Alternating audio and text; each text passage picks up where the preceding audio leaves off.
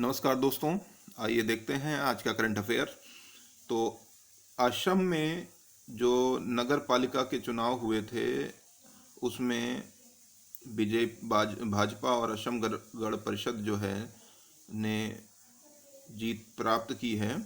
और मैं बताना चाहूँगा कि असम के मुख्यमंत्री हैं हेमंता बिश्व शर्मा। इनका नाम याद रखिएगा भैया, ठीक है। चलिए अगली खबर की ओर। संसद के बजट सत्र का दूसरा चरण मार्च में ही 14 तारीख से शुरू होगा और अगले महीने की 8 तारीख तक चलेगा, ठीक है। कार्रवाई सुबह स्टार्ट होगी 11 बजे से। तो बस इतना ही आपके लिए महत्वपूर्ण है। 14 से स्टार्ट होकर कहाँ कब तक चलेगा? 8 तारीख, अगले माह की 8 तारीख तक चलेगा। WHO वैश्विक पारंपरिक औषधि केंद्र की स्थापना की मंजूरी दी गई है। तो कहाँ दी गई है? तो किसने दी है? आयुष मंत्रालय के तहत दी गई है, गुजरात के जामनगर में। महत्वपूर्ण खबर है भैया। दुनिया भर में पारंपरिक चिकित्सा के लिए पहला वैश्विक केंद्र होगा। विश्व का पहला ऐसा केंद्र होगा गुजरात के जामनगर में, पारंपरिक औषधि केंद्र की। तो वह बहुत अच्छा डाटा है, बिल्कुल इसको नोट करें। अगली खबर की ओर। भारत में निवेशकों को NSE इंटरनेशनल एक्सचेंज के माध्यम से चुनिंदा अमेरिकी शेयरों में व्यापार करने की अनुमति दी गई। तो वर्तमान निवेशक जो नामित ऑनलाइन अब मध्यस्थों के माध्यम से अमेरिकी स्टॉक खरीदते थे, जिनके पास ऐसी सेवाओं की पेशकश करने के लिए भारतीय और अमेरिकी नियामकों से अनुमति होती है, ठीक है। तो अब भैया आप अमेजन, अल्फ़ाबेट, कुल मिला खबर ये है कि आप अमेजन, अल्फ़ाबेट, टेस्ला जैसी कंपनियों में निवेश कर सकते हैं, क्योंकि आपको बड़ी कंपनियां हैं, इनमें नुकसान नहीं होगा इसलिए, ठीक है। चलिए, वैसे मैं चाहूँगा निवेश आप भारतीय अच्छी कंपनी में करें तो भारत का विकास हो। अगली खबर की ओर।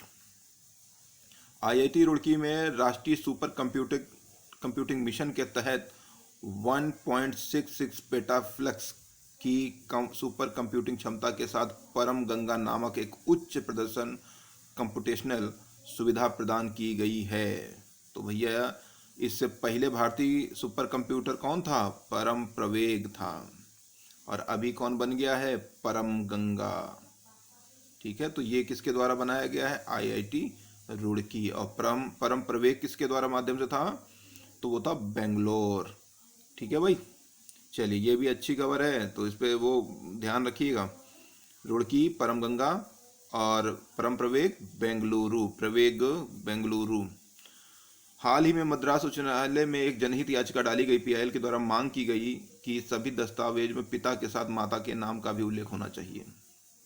तो हाल में ही जो है भी बदलाव किया गया है 2 चीज़ों में, पासपोर्ट और जो आपका पेन होता है, इसमें अपनी माता का नाम प्रस्तुत करने की अनुमति देता है। अभी तक देखते थे आप इसमें कि पिता का ही नाम होता था, माता का नाम भी है।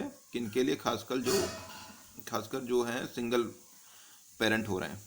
आजकल आप देख रहे हैं, चलन चला हुआ है कि सिंगल पेरेंट्स बनने का। तो जब सिंगल पेरेंट है तो या तो माँ होगी या तो पिता होगा, तो डबल नाम कैसे हो सकते हैं? तो उसकी अनुमति मांगी जा रही है, क्योंकि उनके लिए एक समस्या व्यवधान हो जाएगा। तो चूंकि समाज में जब ये चीज़ स्वीकृति मिल रही है, तो इसके आगे भारत में आप जानते हैं कि छोटी छोटी चीज़ों में बड़े बड़े फिर असुविधाएं हो जाती हैं। तो भैया सिंगल पेरेंट्स है तो पूछ लेंगे पिता का नाम बताओ, या सिंगल माता है पिता है तो पूछ लेंगे माता का नाम बताओ। स्कूल या कई जगहों पे भी है, वहाँ पे भी ये चीज़ें होनी चाहिए। चलिए अगली खबर की ओर। आप हाल ही में चंद्रयान 2 पर स्थित spectrometer Chandra's atmospheric composition explorer 2 द्वारा नोबल गैसों में से एक आर्गन 40 के वितरण से संबंधित पहली खोज की गई है। तो पेपर बन सकता है, कौन सी खोज की गई? तो आर्गन 40। आर्गन 40 क्या है? तो नोबल गैस है। समझ गए भैया? तो ये देख लीजिएगा।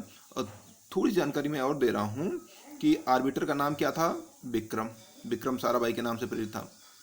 और ठीक है, जो उसका रोवर था उसका क्या नाम था? प्रज्ञान। तो ठीक है, आर्बिटर का नाम विक्रम था और रोवर का नाम था प्रज्ञान। ये भी पेपर में पिछली बार भी कई बार पूछा, तो दोबारा को भी बना रहे।